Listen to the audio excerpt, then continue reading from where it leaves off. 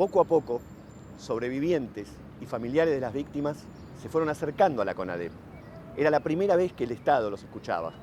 Se lograron reunir 1.200 testimonios frente a los 70 que habían tenido hasta ese momento los organismos de derechos humanos. Se habían formado equipos de calle para buscar en zonas periféricas y hasta se programaron viajes al exterior para tener esos resultados. Finalmente, el 20 de septiembre de 1984, se organizó una marcha multitudinaria encabezada por Ernesto Sábato y le entregaron a Alfonsín los gruesos volúmenes del informe. Se había dado un gran paso en la Argentina. Hasta ese momento se detectaron 8.961 desaparecidos y 380 centros clandestinos de detención.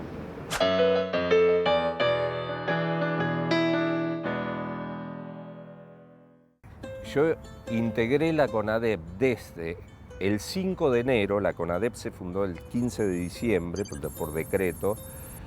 El 5 de enero fue mi primer día en CONADEP y éramos 2 empleados, además de los 2 hijos de Graciela Fernández Mijide y sus novios y novias. Pero bueno, el tema es que los primeros meses no hubo mucha gente, pero después empezó a tomar una forma impresionante, la gente se fue animando. O sea, no nos olvidemos que salíamos, estaban ahí de hecho. En una oficina yo relaté mi cautiverio. Por supuesto, la Escuela de Mecánica de la Armada ya era un lugar conocido e identificado, pero no estaba identificado el otro centro clandestino de detención donde yo había estado previamente, que dependía de la Fuerza Aérea, hoy conocido como Virrey Ceballos. En ese momento yo, supuestamente única sobreviviente de ese campo, por lo menos no se habían acercado otros, no sabía dónde estaba, solamente tenía información a través de lo que había escuchado de los represores. Pero después, con el correr del tiempo, el cuarto mes, bueno, empezó una afluencia de gente impresionante. La CONADEP se hizo un programa, bueno, se invitaba a la población a bla, bla, bla, ¿no?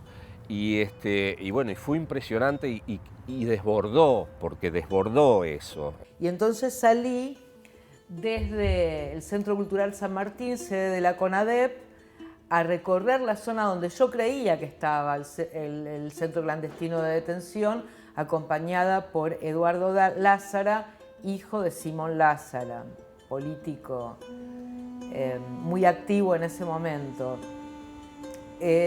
Con Eduardo recorrimos a pie, hicimos un rastrillaje en la zona donde yo creía que estaba, pero no pudimos dar con el lugar. Suponte que en un día, nosotros que éramos 12 personas, cargábamos los datos de 100 legajos.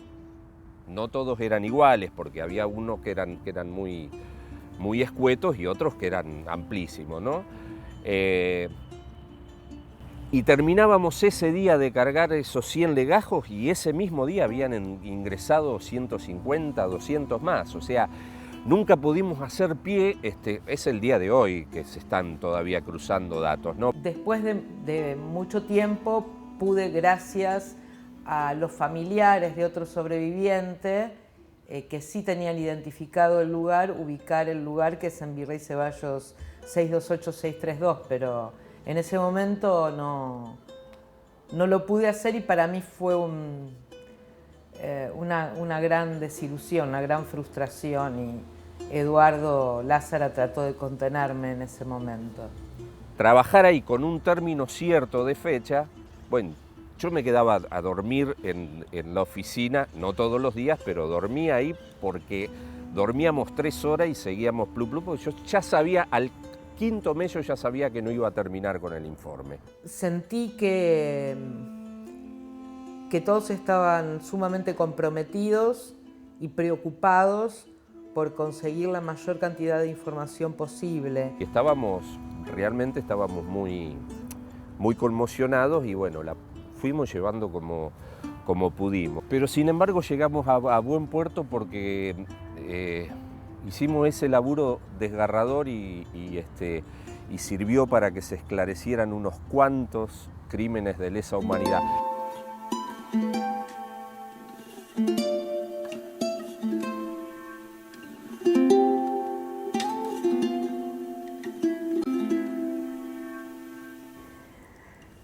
Para mí, el proceso que culminó con el juicio de las juntas fue un proceso absolutamente inesperado. Cuando nosotros estábamos en el centro clandestino de detención en la ESMA, un poco en chiste, algunos represores nos preguntaban si nosotros íbamos a declarar en contra de ellos en el juicio de Quilmes, ¿no? Parafraseando los juicios de Nuremberg. De manera que yo no tenía la mínima esperanza. De hecho, no había otro antecedente. No había antecedentes en América Latina y creo que no había antecedentes, salvo los juicios de Nuremberg en el mundo, de que un proceso represivo tan sanguinario como el que sufrimos en la Argentina tuviera una culminación frente a un estrado judicial. Había muchas correcciones que hacer y yo lo planteé el día anterior de la entrega del informe a Alfonsín. Cuando yo llegué, fui a buscar el informe en taxi al CUPED, y digo en taxi porque es un detalle, porque los autos oficiales, la CONADEP pertenecía al Ministerio del Interior, y los autos oficiales eran unos Falcon que estaban además manejados por Cana, porque nosotros pertenecíamos a la caja de jubilación y al Ministerio del Interior. Entonces, bueno, fui en taxi a buscar el listado, el anexo. El listado es el anexo de desaparecidos, ¿sí? Cuando se los entrego estaban Magdalena Ruiz Guiñazú, Graciela Fernández Mingide y el profesor Ernesto Sábato, y les dije, no publiquen esto porque falta muchísimo tiempo de corrección. Para mí, la formación de la CONADEP fue el puntapié inicial de todo lo que estamos viviendo ahora.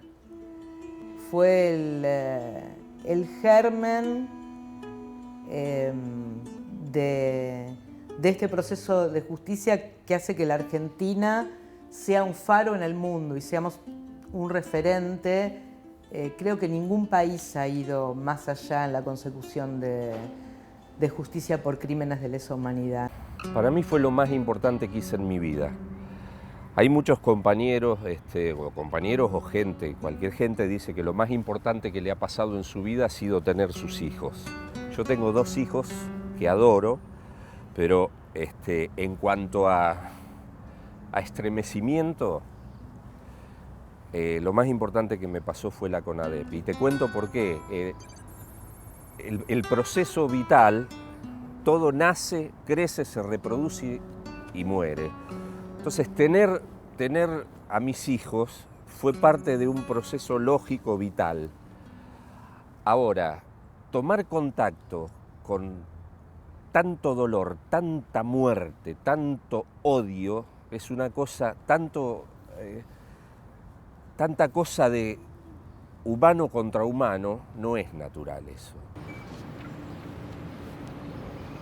El primer contacto público con el informe de la CONADEP ocurrió el 4 de julio de 1984 con la emisión de un programa de televisión llamado Nunca Más, que fue visto por 1.600.000 personas. Poco tiempo después, ante el clamor popular, salió el libro Nunca Más, que fue editado con 40.000 ejemplares y en solamente 2 días se agotó. Hasta el día de hoy lleva vendidos casi 1 millón y traducido a 20 idiomas, incluso el braille. Toda la información que recabó la CONADEP llegó a la población a través de estos informes y significó un avance enorme en los derechos humanos. En el campo de la transmisión de la memoria, el Nunca Más ha jugado un papel central.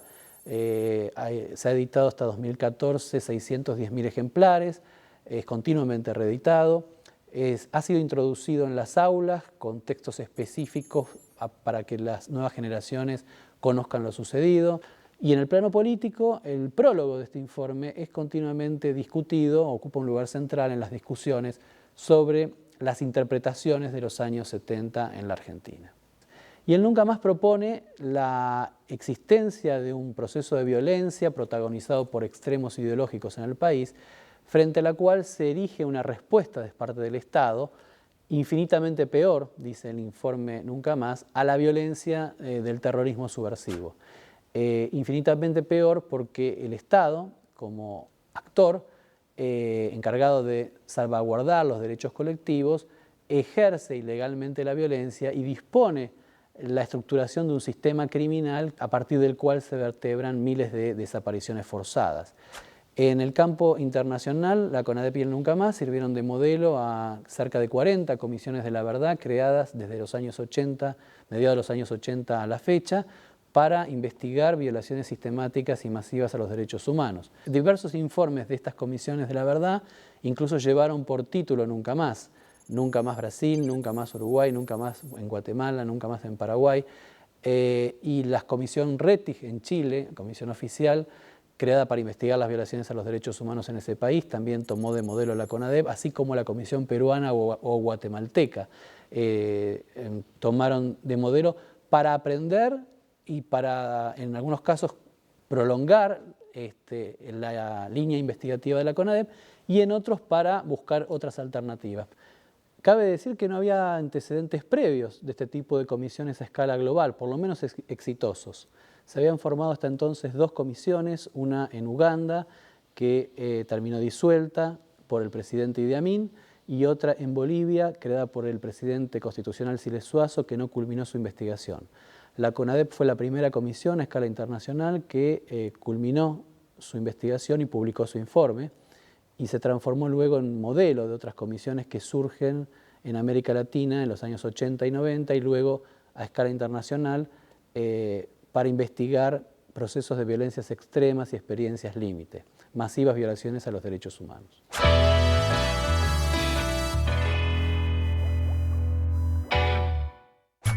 Jugar oficial es una buena acción, porque con cada jugada estás ayudando a tu provincia. Jugá oficial, porque si es clandestino, deja de ser un juego. Lotería de la Provincia, Buenos Aires, activa como nunca. Gobernación Daniel Scioli.